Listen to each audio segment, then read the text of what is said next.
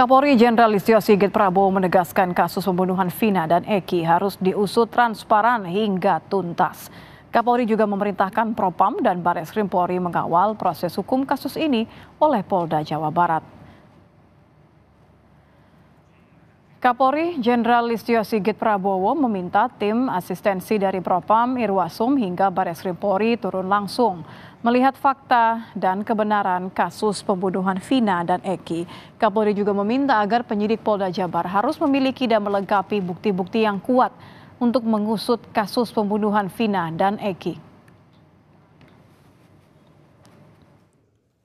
Propam dari Irwasum, dari Bareskrim Polri karena memang peristiwanya terjadi 2016, hingga kita minta bahwa ini menjadi perhatian publik, sehingga kita minta semuanya untuk turun melihat peristiwa yang terjadi, barang bukti lain yang juga tentunya diatur di dalam KUHP yang harus dilengkapi oleh rekan-rekan. Saya kira kami minta agar kasus tersebut betul-betul ditangani secara tuntas, profesional, transparan, karena ini menjadi perhatian publik, berikan rasa keadilan. Ya, terkait dengan penanganan kasus pembunuhan Vina dan Eki, kita akan bahas bersama mantan Kabar Eskrim Komjen Purnawirawan Ito Sumardi. Selamat malam, Pak Ito. Selamat malam, Mbak Matia. Pak Ito, kalau kita lihat ini sudah 2 kali artinya ya Kapolri memberikan instruksi bahwa harus ada asistensi, bahkan meminta untuk Propam dan Bareskrim turun langsung. Seberapa yakin Anda kasus Vina ini akan terbongkar setelah mendapatkan atensi begitu besar dari Kapolri? Ya, baik Mbak Nitya. Kita mesti tahu dulu bahwa kasus ini kan proses hukum ya. Tidak hanya dipertanggungjawabkan kepada Polri sebagai penyidik saja. Tapi apa yang disampaikan Kapolri itu satu hal yang sangat wajar. Kenapa? Karena ini kan masalah yang sudah menjadi perhatian publik yang akan mencederai tentunya citra Polri apabila ternyata dalam penyidikan tidak dilakukan secara cermat, kemudian juga secara hati-hati. Nah, kemudian tadi disampaikan bahwa Irwasum dan Propam itu mereka sudah turun, Mbak ya. Saya tahu betul. Itu kira-kira 3 mingguan lah mungkin sudah, dan hasilnya pun barangkali sudah disampaikan kepada Bapak Kapolri. Namun demikian tentunya beliau mengingatkan apabila ada hal-hal yang belum dicukupi, tentunya harus cukupi, misalnya kan ditemukan data-data atau fakta-fakta yang harus diperkuat melalui scientific crime investigation, baik itu merupakan jejak digital dari handphone ataukah mungkin dari hal perangkat lain ya, alat-alat lain yang memang harus dibuktikan secara ilmiah. Nah, ini tentunya Pak Kapolri mengingatkan kalau ini dilakukan kemudian diasistensi oleh Mabes Polri dan Kompolnas, tentunya diharapkan masyarakat akan mendapatkan transparansi dan rasa keadilan. Oke, tapi Pak Ito, maaf saya potong, kalimatnya Kapolri yang disampaikan oleh Wakapolri kan bahwa kasus ini tidak didukung, bukan hasil dari pengumpulan bukti dari SCI ini tidak bisa dipertanggungjawabkan. Ini kan 2 kalimat yang berbeda sebenarnya. Ya, mungkin gini Mbak, kasus ini kan berawal dari kecelakaan lalu lintas. Biasanya kalau kecelakaan lalu lintas, karena saya pernah di lalu lintas juga, kita hanya melakukan visum luar. Kemudian ada dugaan terjadi kasus pidana yaitu pembunuhan. Maka kemudian dimintalah namanya ekshumasi atau penggalian mayat untuk dilakukan otopsi. Otopsi itu adalah bagian daripada scientific crime investigation, diatur dalam pasal 6 Undang-Undang ayat 2 Undang-Undang Kekuasaan Kehakiman ya. Karena otopsi bedah mayat forensik itu tujuannya untuk mengetahui sebab kematian dan cara-cara kematian. Tapi dokter forensik yang selama ini dinilai bahwa dia tidak tegas mengatakan itu pembunuhan, dokter forensik tidak boleh mengatakan itu dari pembunuhan.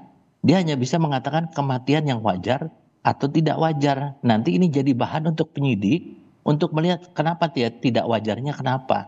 Setelah ditemukan dengan keterangan saksi dan bukti-bukti lain, barulah penyidik mengatakan bahwa itu adalah kasus pembunuhan. Jadi banyak yang mungkin salah. Menurut Anda sangat wajar dan tidak ada prosedur yang dilanggar ketika ekshumasi dilakukan 10 hari setelah jenazah juga dimakamkan ya? Ya sangat wajar, itu sangat wajar. Namanya ekshumasi, Mbak ya. Kecurigaan tadinya kecelakaan lalu lintas menjadi kasus pembunuhan. Nah, menjadi kasus pembunuhannya itu adalah berdasarkan salah satu di antaranya proses scientific crime investigation, yaitu otopsi.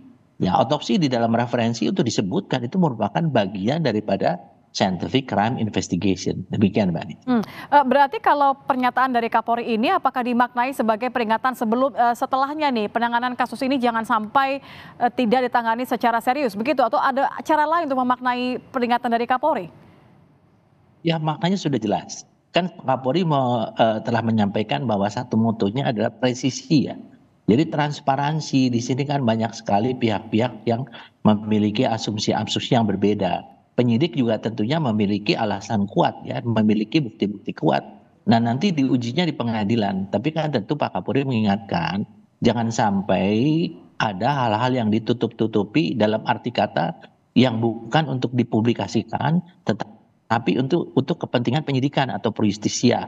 Itu pesan dari Kapolri sangat jelas ya, bahwa Polda Jabar betul-betul harus transparan, kemudian betul-betul didukung dengan scientific crime investigation, juga diasisteni oleh Bareskrim dan Propam untuk ke dalam.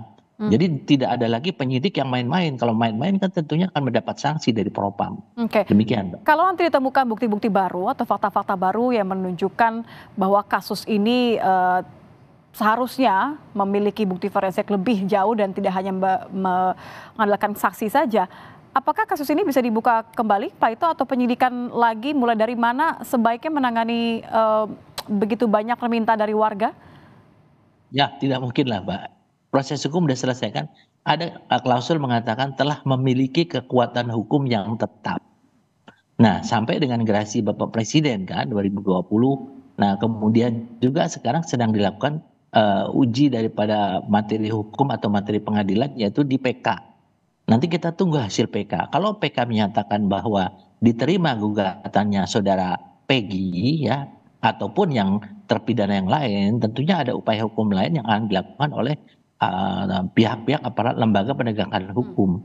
Tapi kalau untuk dibuka sebenarnya nggak mungkin ya, karena kan ada azas namanya nebis in idem ya, Mbak ya. Untuk kasus yang sama dibuka kembali. Kalau ada hal-hal yang ganjil pada saat lalu, kenapa pada saat lalu tidak dibawa sehingga ke ranah pengadilan? Dan kan kembali pada proses peradilan hukum pidana, ujungnya itu atau hilirnya itu kan di pengadilan. Nah, melalui proses penutupan umum kan semua ada. Kalau ibaratnya polisi sudah membuat satu hasil penyidikan, sudah selesai tugasnya.